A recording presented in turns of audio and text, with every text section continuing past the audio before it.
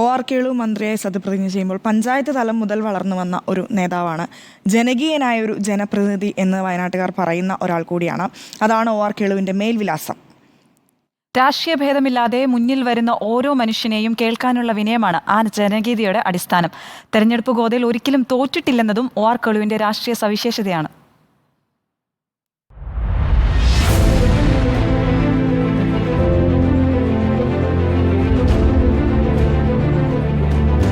മാനന്തവാടി കാട്ടിക്കുളം ഓരഞ്ചേരിയിലെ വീട്ടിലെത്തിയ നിയുക്ത മന്ത്രി OR കേളുവിനെ കാണാൻ ഒരു നാടാകെയാണ് കഴിഞ്ഞ ദിവസം ഒഴുകിയെത്തിയത്. ഈ ജനകീയതയാണ് കേളുവെന്ന രാഷ്ട്രീയ നേതാവിൻ്റെ ഏറ്റവും വലിയ കൈമുതൽ. ഭരണാധികാരികൾക്ക് ജനങ്ങളുമായുള്ള ജൈവിക ബന്ധം അറ്റുപോയെന്നും തിരുത്തൽ അത്യാവശ്യമാണെന്നും ഭരണപക്ഷത്തു നിന്ന് തന്നെ ആവശ്യമുയരുന്ന ഘട്ടത്തിലാണ് മണ്ണിൽ കാലുറപ്പിച്ചു നടക്കുന്നവന്റെ അധികാരാരോഹണം. രാമന്റെയും അമ്മുവിന്റെയും മകനായി 1970 ജനനം. കുറിച്യ സമുദായാംഗമായ കേളുവിന് മരക്കൂപ്പിലടക്കം കൂലിപ്പണിയെടുത്ത ശീലമുണ്ട്. പഞ്ചായത്ത് അംഗം മുതൽ താഴെത്തട്ടിൽ നിന്ന് പ്രവർത്തിച്ചാണ് മന്ത്രിപദത്തിലേക്ക് എത്തുന്നത്. പാർട്ടി അംഗമല്ലാതിരുന്നിട്ടും 2000 പഞ്ചായത്ത് തെരഞ്ഞെടുപ്പിൽ എടയൂർക്കുന്ന് വാർഡിൽ കേളുവിനെയാണ് CPIM സ്ഥാനാർത്ഥിയായി നിശ്ചയിച്ചത്.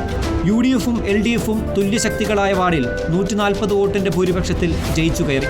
അന്ന് തൊട്ടിന്നോളം ജനകീയ കോടതിയിൽ തോറ്റിട്ടില്ല. 10 വർഷം തിരുനെല്ലി പഞ്ചായത്ത് പ്രസിഡന്റായി. 2016 നിയമസഭാ തെരഞ്ഞെടുപ്പിൽ 1307 വോട്ടിന് മുൻമന്ത്രി PK ജയലക്ഷ്മിയെ തോൽപ്പിച്ച കേളു 2021 ഭൂരിപക്ഷം 9282 ഉയർത്തി. ജനപ്രതിനിധി എന്ന നിലയിലെ പൊതുപ്രവർത്തനം 1/4 നൂറ്റാണ്ടിലേക്ക് കടക്കുമ്പോഴാണ് മന്ത്രിസ്ഥാനം തേടിയെത്തുന്നത്.